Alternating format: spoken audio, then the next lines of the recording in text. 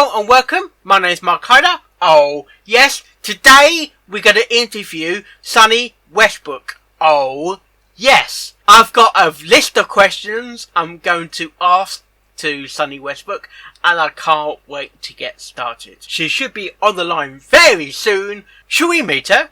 Let's meet her. Sunni! Sunni! Where are you, Sunni? Hey, neighbor. Oh no. There's Cozy Glow. Oh, first question. How did you get into voice acting? I was living in Las Vegas, Nevada in 2008 when the recession hit. Oh, and my sales job, I used to work for Merck Pharmaceuticals. They wanted to relocate me like 4 hours away in the middle of the desert. And I was like, nah, I don't know if I want to do that. So I took some time and I thought, like, what do I really want to do? Like, if I could start all over and pick my dream job, what do I want to do? Yeah. And I wanted to work in radio. I wanted to be a radio DJ. So I took the severance package and started looking into radio, and I networked with all the, radio people and the DJs, and they're like, "You're crazy. Radio is dying. We're all trying to get out. We're doing voiceover." I'm like, I don't know what that is. Yeah. I'm like, oh, I can do that, right? Like to be the voice of like the parking meter or the elevator or first floor. I can do that. And Las Vegas doesn't have the production like they do in LA or New York or Vancouver. Right. So it was kind of like a working online. And then my husband and I moved to Vancouver because he's Canadian and we wanted to be closer to his mom, and everything just kind of fell into place after that. You kind of fall into place of where the voice actor starts in Canada. Yeah, so I was lucky enough to kind of have some time to figure out the industry, and then by the time I got to Canada, I was like, okay, I know how this works. Yeah. Before you voiced Cozy Glow, were you a fan of the show? I'm a fan of My Little Pony. Like, I used to play with this when I was a kid. My sister and I had the big pink castle. It was a Christmas present, and it came with like a little treasure chest, and it had gold horseshoes in it horseshoes for hooves in it, and it came with a little spike. I don't remember. I think it came with like Moon Dancer, maybe. That's G1 then. Oh, totally. Yeah. Yeah. Totally G1. Yeah. So I always loved My Little Pony, right? Like My Little Pony and Strawberry Shortcake and that whole thing. Yeah. And then, you move to Vancouver and it's like, oh, this pony show is like the show. So I'm going to watch it so I can like get a feel for like the local industry and what's going on. I'm like, well, this is very entertaining. I'm really enjoying this. But I didn't really become a fan until I watched, it was season 5, episodes 1 and 2. Yeah, Kusima. I'm like, oh, okay. I get this now. Like that was the episode that like turned me into a fan. I actually reacted to the first 2 episodes in season 5. Absolutely. Yeah. Okay, my best lines is, I know you can't say it, are you kidding me? And hey neighbour, I want to be friends. What's your favourite line for Cozy Glow? Hey, it's so many. Yeah, like the one that always gets stuck in my head is Starlight can't stand mustard. I don't know why. I think that's hilarious. Like every time I open my refrigerator and I see the mustard, I'm like, Starlight can't stand mustard. I don't know why, but it cracks me up. Yeah. Like, and I love all the dialogue where in season 9 where she like gets to torment T-Rex and like who's in charge and who's better and you're not that strong. And I love all that kind of sibling rivalry stuff, but it's the mustard that cracks me up to no end. Yeah, I like mustard, but it has to be mixed in with something. Like a little honey? Oh, like on ham or something. Oh, absolutely. I think that's why mustard was invented. Yeah, but I can't have mustard on its own. Like, I can't have chili on its own. Oh, no. Yeah. Yeah. Nobody's eating a big spoonful of mustard as a snack. No. You need a pretzel. You need to dunk it into something, yeah. Right? It's a condiment. It's not its own thing. Yeah. Like peanut butter could go either way. And jelly. And jelly. Well, I could eat peanut butter on its own, but probably not jelly. Yeah. Who's your favourite character and villain from the show, except your character? That's something Cozy would do, would be to pick herself. Like, my favorite villain is Discord. Absolutely Discord. Because he's sneaky and he's cheerful and he's goofy and I like him. And that wonderful moment when you realize it's like, that guy sounds like John DeLance. Because it is John DeLance! It's so exciting! You get the same feeling you think you're hearing Tara Strong, it is Tara Strong. Yeah, right? Like, I don't know. And he's probably one of my favorite characters, too. Yeah. Yeah. Which cartoon is your favourite? You said Pony. Have you got any other shows you remembered from? Yeah, I think the cartoon I watch the most now would be Bob's Burgers. Yeah. Yeah. Because I was born in the 80s and my sister always liked Thundercats. Yeah, Thundercats. So, yeah, Thundercats is a good one. We use Thundercat as this is so silly. My husband's name is Dave. So if he goes and orders a cup of coffee and it's for Dave, 6 guys stand up and want to take that coffee. So he started using Thundercat as his coffee name. Because nobody will show up and take Thundercat's coffee. So, yeah, Thundercat's a good one. Yeah, and other shows like Arthur, the classic Canadian shows. Was Thundercat recorded in Canada? I don't know, but there's lots of shows, lots of voiceovers and voice actors are from Canada. I think, like the other show I used to watch is Tintin, made in Canada as well. I hear a lot of good things about Tintin, but I haven't seen it. Which fictional character, if any, are your role models? I don't know if she's a role model, but I really like Liz Lemon from 30 Rock, the Tina Fey character. Okay. Because, like, she's in charge. She's competent at her job. She's not perfect. She makes mistakes. And she's funny. It's hard not to like her. And it's hard not to hate her, but you do hate her. I don't. I like her. Yeah, but the thing with Cozy Glow, she's trying to act all innocent, but so there's something deep down that doesn't seem right. No. Cozy Glow is a disaster. No, I think Cozy Glow is a psychopath. Absolutely. No, I don't think there's any redeemable qualities to her. How'd you get the part of Cozy Glow? I was very fortunate. I get to audition for My Little Pony. And she was maybe the 6th or 7th My Little Pony character I auditioned for. And when the audition came in, it was 3 lines.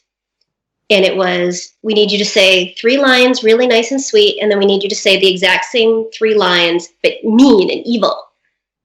And I had the worst cold I had ever had. Like, I couldn't breathe. I was, like, gross, coughing. My nose was all stuffed up. And if it were any other audition, I wouldn't have done it. Like, I was miserable. So I'm like, okay, it's 3 lines. I know the show. I don't have to, like, look up the tone. I know how the show works. Like, I can just go do 1 take. I can just do 1 take and just send it in. So I, like, took all the energy I had and just got it out there. So it worked. And it was good enough that they brought me back in for a callback with some other actors to narrow it down. Yeah. So that's how I got that. I sucked it up and worked through my cold. And sometimes having a cold acts for the performance as well. Well, I think for me, it made me really focus because I knew I didn't have the energy to spend 2 hours screwing around with this. Yeah. It's like, no, you gotta just figure it out, know what it's supposed to be, do it once, do it the best you can, the highest energy you can, and move on. Yeah. Who'd you base Cozy Glow after? The audition specs said, like Shirley Temple. Okay. And there's that really stylized voice of the 40s, that kind of transatlantic. It's not the transatlantic thing. It's the way they had little girls talk. Like Judy Garland in The Wizard of Oz. Yeah. That kind of just really pouty and, oh, everything's just going to pieces and everything's just awful. That right? That really over dramatic, I'm not gonna cry, but I could any minute kind of sound. Yeah. It sounds like she's depressed sometimes. Yeah, so I threw in a couple of gollies and there you go. What do you think of Kotago's personality? Yeah, psychopath. Absolutely freaking psychopath. Do you have any idea of her backstory? They don't the writers and the creators of the characters, they didn't specify, but the way I view her is I don't think she's a kid. Like, I think I think she's an adult who yeah. passes for a kid. Yeah.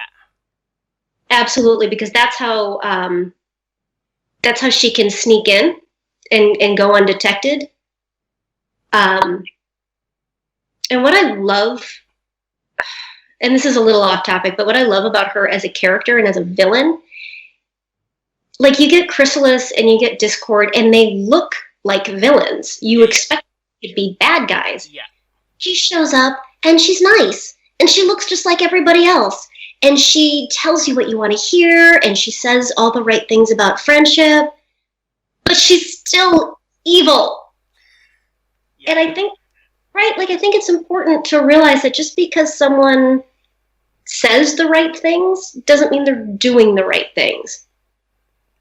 You know, you can't always spot a villain or a friend based on how they look. That sounds like Tom Riddle / Voldemort in Harry Potter. Yeah, I think it's a really good way to introduce a villain is to make them look like one of the gang. Yeah, trying to act all innocent and sweet. Absolutely. Would you like to see her reformed if you had the chance? Oh, reformed. See, I think, again, I don't think she can be reformed. I think the way she's written and I think the way she behaves, she doesn't want to live her life any other way. She's in it for cozy. Like, forget everybody else. I don't think she can be reformed. That's like Tom Riddle again. Do you think she's an orphan? Has she got any? Do you think she had parents? I don't know. Because I think she is inherently evil, I think her personality and what drives her is her nature, and not the way she was nurtured. So whoever her parents were or are, I don't think she has a current relationship with them. And it might be because she's toxic and they don't want anything to do with her. It might be because they're no longer with us. But I don't think... I don't know. I hear a lot of theories that she was orphaned, but there's a lot of people in life who... Like Eleanor Roosevelt was an orphan. She turned out to be a really awesome human being. So, I don't know. I just think it's her nature to be horrible. Cozy is not Eleanor Roosevelt. So she picked up evil as she was basically learning about it. I think she's just inherently selfish and doesn't care about anybody else. Yeah. I don't think it can be. I don't think you can teach her that sharing is a good thing because she doesn't care. She doesn't seem like it, especially when she's talking to the CMCs. Yeah, that was just all to get what she wanted. They were just a device to an end, a means to an end. Does it bother you that she was turned into stone? Not really. It's like cartoon jail. Yeah. It's like you can't send them to like the federal detention center and have a trial and right? So it's like, okay, what's the big cartoon thing you can do to the ultimate bad guys who cannot be reformed, who have no interest in changing their ways? Yet turn them into stone. Like, that's final. Well, that happened to Discord, though. Oh, yeah. Plot twist. All right. Yeah, exactly. Plot twist. Let's see where this goes. Okay. Tell me a bit about your real estate new business. Yeah, during the pandemic, I got my real estate license. To me, it just, well, first of all, like I said earlier, I'm American, and my husband and I have kind of had one foot in each country for the last 7 years. And it's like, eventually you just, it felt very unsettled, and I wanted to feel like I was at home. Like I need a home base. Yeah. So I spent a lot of time thinking about, okay, well, are we really going to connect back in Las Vegas? Are we going to make that home? Or are we going to really settle in Vancouver and make that home? Because you got to pick one. I can't do both. Yeah. So so I'm like, all right, I'm really going to make it Vancouver. So, all right, I need to do something else. And real estate just made sense because, like I said, I love home. I love a sense of home and connection. I love hosting my friends when they show up. It just made perfect sense. Is it an easy job? No, eventually it will be, but because it's sales. Yeah. And you have to go find your customers. You have to go find people who are looking to buy or sell their home, and they have to trust you enough with that major undertaking. Yeah. So it takes a little while to establish a client base. But like when I got into voiceover, the first thing I did was I went and found mentors in Vancouver.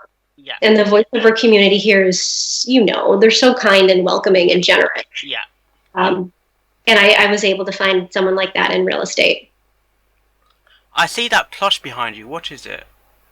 This is Marina from Everfree Northwest. It's their convention mascot. Oh, nice. Her little seashell. It's the one in Seattle, so it's right on the Pacific coast. Yeah, that got cancelled a few months ago. Yeah, but this was from 2019. Yeah. So that's the little mascot, the little orca pony. Well, Sunny, I hope Yes, Mark. That was amazing. Thank you very much for your time. Have you got any questions for me before we leave? Yeah, when did you find My Little Pony? Late December, just after Christmas in 2014. Okay, so that was season the end of season 4? End of season 4 into season 5. Yeah, that's a good time. So were you like channel surfing? Did someone introduce it to you? Someone introduced it to me. Then I had the idea. I'm a YouTuber. Why don't I react to it? And that's how I got my fan following on my channel. So were you doing YouTube videos before My Little Pony? Yes. Okay, so what were you talking about before Pony? I was more talking about. I was doing vlogs. I'm a Doctor Who fan. Okay. And I thought put pony content, not realizing it's going to blow my channel up.